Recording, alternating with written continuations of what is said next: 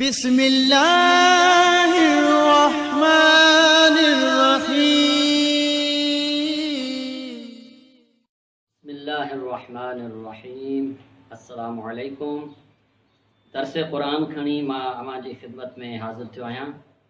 अॼु मां अवां खे ता ऐं तौ जे दरमियान फ़र्क़ु सेखारींदुसि।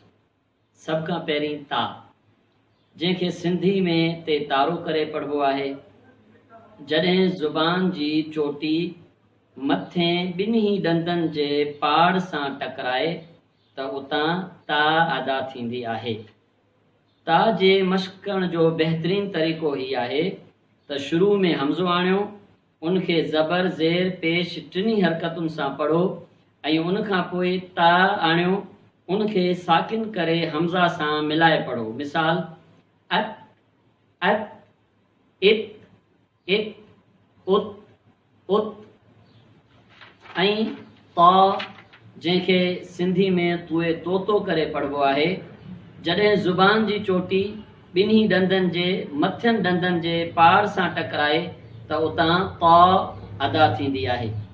तौ जी मश्क़ करण जो बहितरीन तरीक़ो ही आहे त शुरू में हमज़ो आणियो, उनखे ज़बर ज़ेर पेश टिनी हरकतुनि सां पढ़ो ऐं उनखां पोइ तौ आणियो, उनखे साकिन करे हमज़े सां मिलाए पढ़ो। मिसाल अतो, अतो, एतो, एतो, उतो, उतो। दोस्तो, यकीनन अवां भी महसूस कयो हूंदो त ता ऐं तौ जे उचार में वाज़िह फ़र्क़ु आहे। ता जो आवाज़ सन्हो ऐं तौ जो आवाज़ थुल्हो आहे। जेकॾहिं ता खे पढ़ण वक़्तु चप खोलींदासीं त ता सन्ही आवाज़ सां अदा थींदी। मिसाल अत, अत, इत, इत, उत, उत। ऐं जेकॾहिं तौ पढ़ण वक़्तु चप गोल कंदासीं त तौ थुल्ही आवाज़ सां अदा थींदी। मिसाल अतो, इतो, उतो। हाणे ता खे तौ पढ़णु ग़लति आहे। हाणे मां तव्हांखे ता जूं मिसालूं ॾींदुसि, उन्हनि खे तौ जे उचार सां पढ़णु ग़लति आहे। मिसाल नस्तईनु, नस्तईनु। इनखे नस्तईनु, नस्तईनु इहो पढ़णु ग़लति आहे।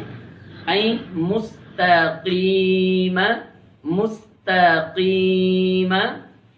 इनखे मुस्तक़ीम, मुस्तक़ीम इहो पढ़णु ग़लति आहे।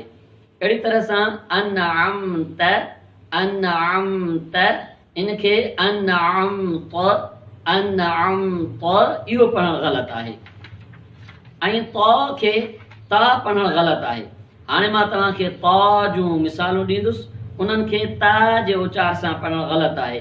मिसाल इहदिनस सिरातल, इहदिनस सिरातल। इनखे इहदिनस सिरातल इहो पढ़णु ग़लति आहे। इहदिनस सिरातल इहो ग़लति आहे। ऐं सिरातल लज़ीन, सिरातल लज़ीन। इनखे सिरातल लज़ीन, सिरातल लज़ीन इहो पढ़णु ग़लति आहे। ऐं अअतैनाकल, अअतैनाकल। इनखे अअतैनाकल,